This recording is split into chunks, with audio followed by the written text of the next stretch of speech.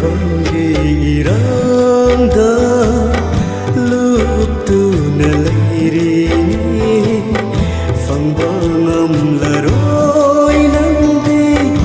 inthava punsi Taibanggi irangda luptuna leirini fangbangam laroi nangdi inthava punsi Taibanggi irangda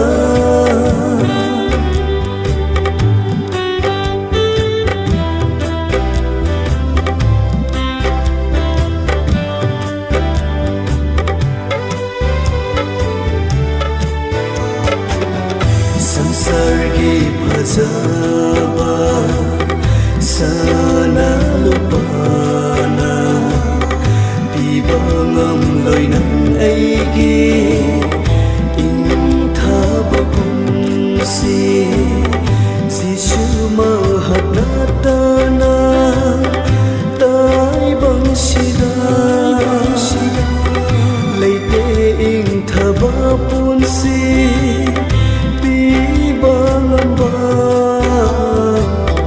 Jishu mahatnatana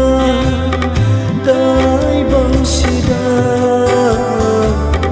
leite inthaba punsi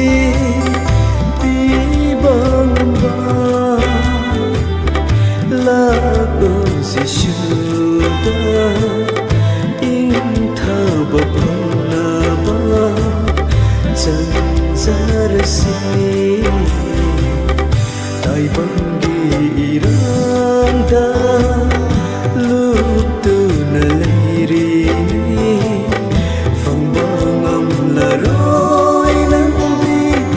inthaba punsi Taibanggi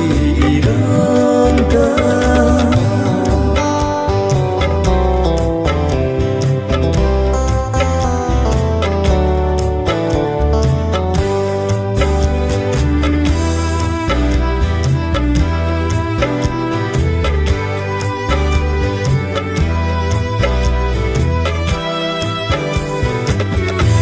Sinu mithokini hayengsu asuna jakhini matamse lepa leitana telaba punsigi mikupsila khantha hauro matam